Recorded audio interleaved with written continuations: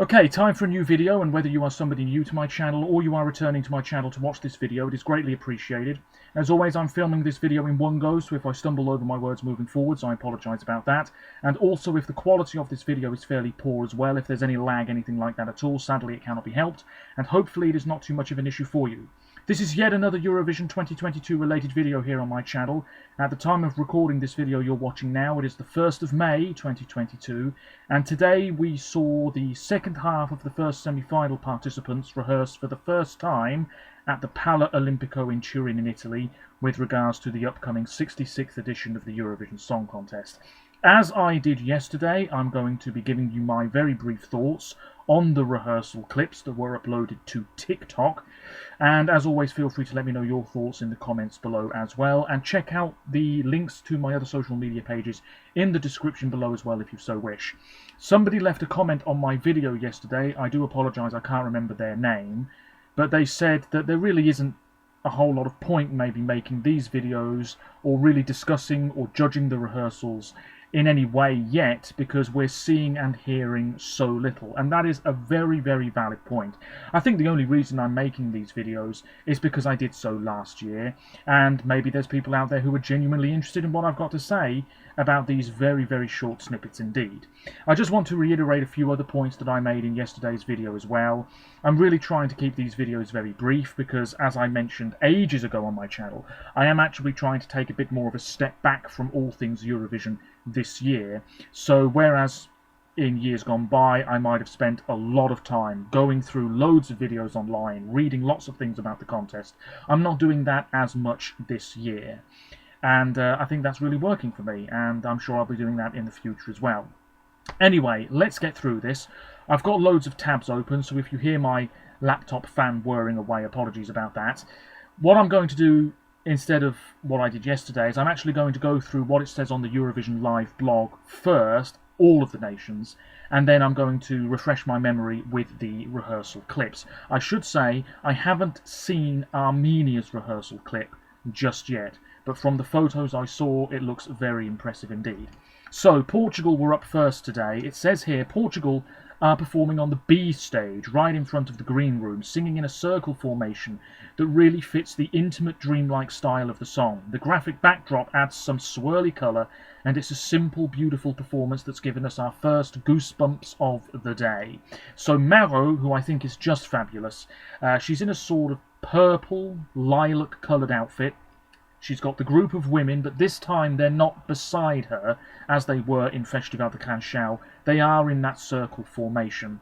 When I saw the rehearsal footage, and I'm not even connected to the internet, which is fantastic, bear with me. When I watched the video, I don't know, obviously we couldn't really see much, we couldn't really hear much, but it seemed to me as though it needed a bit more colour, because at Festival de Canchão we had that, and now it feels even more muted. Let me know your thoughts on that. But yeah, it sounded okay. It looks okay. It does really give off a very relaxed vibe, which I can really appreciate. Something I haven't mentioned is obviously the whole fiasco with the rotating arches on the main stage not being able to rotate. I don't know how this came to be. I mean, how do you not spot something like that right before the rehearsals begin? I can only assume something broke at the worst possible moment. And I've read some articles saying it's going to be fixed. I've read other things saying it's not going to be fixed. So I don't really know what to believe at this stage.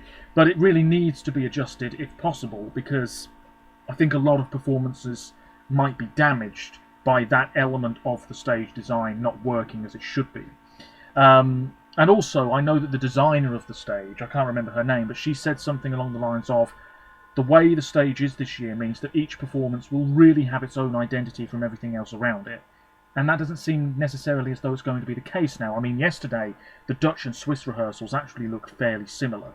And after I uploaded my video yesterday, I'm going off on a big tangent here, but bear with me, I did see more footage of the Dutch rehearsal with Ace Team, because it was uploaded to the Dutch Broadcasters YouTube channel, and it looks and sounds pretty good. So that's Portugal. Yeah, I mean, I do love the intimacy of it. You've sort of got this almost brown, rusty shade on the LED screen. Maro's great. I imagine the camera pans around that B stage as well. You've got blue lighting. Yeah, it's not bad, but maybe there is more colour. I mean, I haven't really looked at the photo albums too much yet. But yeah, there needs to be a bit more colour to it. Otherwise, it's fine. Then we had Croatia. So this is Mia Dimsic, of course, with Guilty Pleasure. The dancer that she had at Dora has gone, and now she's got 3 dancers. 2 guys, 1 woman. It's a sort of contemporary dance thing. We've had things like this in Eurovision before. Whether it's really going to work or not, I don't know. You could interpret it on the night as a distraction from the song and her voice. Her voice is good. She's wearing this light pink dress, which sort of exposes most of one leg. I don't know whether I really like it, but the outfit is such a minor thing anyway. Stage looks great, gives off this very sort of dreamlike atmosphere. Yeah, she's got the acoustic guitar, couple of blue lights, the dancing. Yeah, there's clearly going to be a message and a story behind the dancing which matches the lyrics, but even with that, I still don't know whether it's going to work terribly well. Obviously, the second rehearsal will give us a much better idea as to whether this is going to be really successful or not on the night. Then we move on to, well, let's see what it says about Croatia. I did say I was going to do this all in one go, but there we are. We're loving Mia's look too, a hot pink gown with flamenco ruffles, paired with black military-style boots. Mia's accompanied by 3 contemporary dancers who provide some lyrical storytelling with lots of movement. Excuse me, it's different from everything we've seen so far in rehearsals and makes great use of the huge stage. Yeah, not bad. We really can't judge these too harshly. As for Denmark, one of my favourites of the year, ready with the show. They've definitely gone back in time with their look. It's very retro, very snazzy. Really, this is the DMGP performance on the Eurovision stage. It really hasn't changed too much at all. And you can tell that they needed those rotating arches to be working here, because clearly they were going to have Ready on a red backdrop behind them. We haven't got that at this moment in time. But yeah, there's plenty of energy. They're just having a blast on stage. This looks really cool. Yeah. It looks really cool. The lights are moving in a similar way to how they did during the Albanian rehearsal yesterday. We've got pyros, which is nice to see. Yeah, it's pretty much the DMGP performance, and now it's at the Paralimpico in Turin. Green, yellow, red, blue, all of that, primary colours, lovely stuff. It says here they've also gone for block neon colours on the graphic backdrop, which gives it big stage impact. Throw in a bonus key change, and we've definitely shaken off the cobwebs, which seems to suggest that they did not enjoy the Croatian rehearsal. Then it's Austria. Yes, indeed. The Austrian performance, this is Halo Lumix featuring Pia Maria. This looks great. It really does. You've got Lumix there, pretending to do his DJ stuff behind this deck, and then you've got Pia Maria doing all of the vocal work. They are surrounded by this halo of lights. It reminds me a little bit of Paolo Selinganovi 2014 Romania with the piano that was circular. Just a little bit. The issue here, and I'm not a professional musician, but I think it's quite clear, the vocals just aren't good enough. They're not quite good enough yet. I didn't really pay a huge amount of attention to pre-party performances of this song. I did watch them, but it's been a while, so I can't really remember them too well. But here, yeah, it still seems a bit shaky. And I know things are going to sound more polished when we see it on TV, but maybe if Austria actually do miss out on the final, it's because of those vocals. I hate to say it. Let me just refresh my memory here. The stage looks great. Lots of colour. I think there's fire at one point. Yeah. There's Lumix getting ready. Would have been a great show closer, this. Yeah. Really, really fantastic. High energy stuff. Bit of a smoke machine. Lovely, lovely. But it is the vocals. That's the key issue here. And I think a lot of people will pick up on that. yeah, not much else to say. We then move on. I should say on the Eurovision website, every second post is about Norway, it seems. So they were really bigging up Subwoofer. We then move on to Sister with Met Haikandi Sol for Iceland. Love the look of this band as well. Also quite retro, very similar to Denmark. Really, it's not wildly different from Song for Kepnim, but it's so beautiful, this. Can't really judge the vocals much because they seem really quiet in this particular snippet that we're getting. But yeah, the stage is bathed in this sort of golden glow. They're all standing next to each other. Of course, their brother is on stage as well. Really, really lovely stuff. It says on the live blog, this performance has some beautiful harmonies, and the glittery graphics make it feel quite magical. Not much else to say about it, really. I don't think Iceland's qualifying, I'll be totally honest with you. I'd like Iceland to be in the final because it's a song that I really enjoy. But it's just giving off that feeling of being very forgettable for a lot of people on the night. Moving on, because I am rambling, Greece! Oh! Now, this really looks terrific. Amanda's there in this sort of silky white outfit, looking very much like Lorde. And the stage is blue, blue lighting and everything. There's chairs everywhere, some of which have clearly been, you know, knocked over. It's almost as if it's a sort of room that's just been left in a state of disarray, if you see what I mean. It says here, the staging for Greece's entry is really interesting. It actually reminds me a bit of a staging concept that I saw floating around on Twitter last year. I'm not even sure where it came from, but it reminds me of that. Just Amanda on the stage in a long silvery white dress, surrounded by fallen over empty chairs against a blue backdrop. There's an echo on the vocal that feels quite haunting. It's impossible not to watch. Very dramatic. I mean, this is clearly going to do very well. I made a video all about the Greek entry, which you've probably seen. Yeah, the photos, absolutely tremendous. It really works with the lights on the rotating arches here, facing the wrong way, as we now know they're facing the wrong way. But yes, vocals are great, she looks fantastic, and it is very dramatic, even with the water feature. Yeah, that high note, a really successful rehearsal. I'm very happy with how that looks. We then move on to Norway, Subwoofer with Give That Wolf a Banana.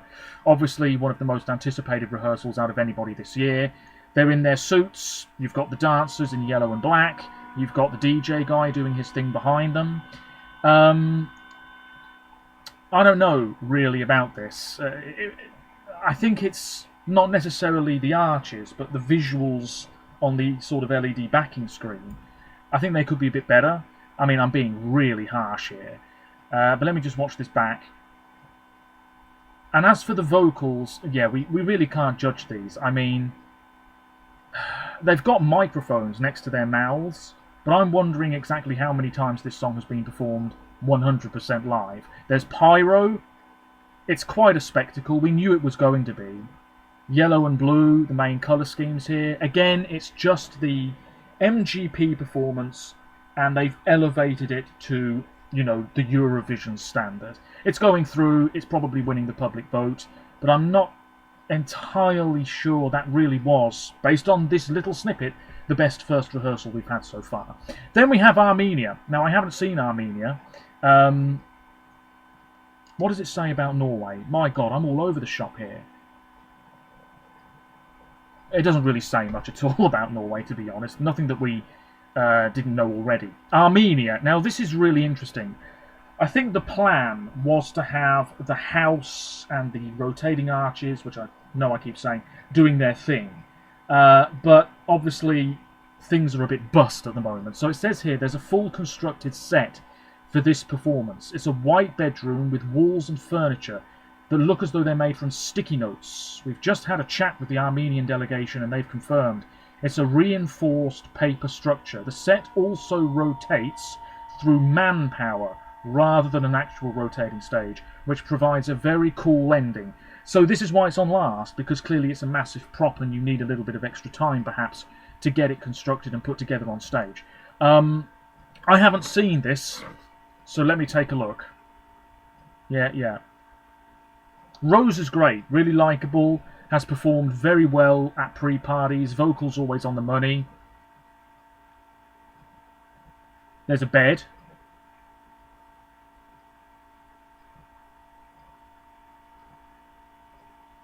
Wow, wow, it's so short, man.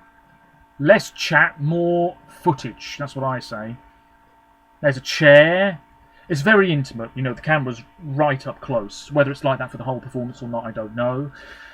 It's not too ambitious, but it definitely gives that song a bit more of a dynamic feel to it, which I think will work in its favour. We've got blue lighting here as well. Can't complain. Seems like a job well done. So, with that being said, and like I said yesterday in my video, these videos you're watching now and to come, they are going to be more on the messy side because I'm flicking backwards and forwards between various things and I'm stumbling left, right and centre. Anyway, if I had to rank the rehearsals today, I think Greece was probably the best. I'm not just saying that because it's my favourite song out of all of the songs that took to the stage today, but I do think that one looks the most impressive and could be a real moment live on that Tuesday evening. I'd say second, maybe Armenia, Denmark third, Portugal fourth, Croatia fifth. As much as I like Iceland, maybe fifth. My God, I might be putting Norway last here, which I know is outrageous to some people. Anyway, I don't think I'll really be ranking the rehearsals too harshly here.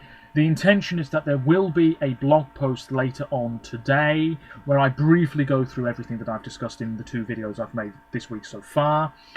And then obviously tomorrow we have the second rehearsals. No, we don't. We have the first rehearsals for the first half of the songs in the second semi-final.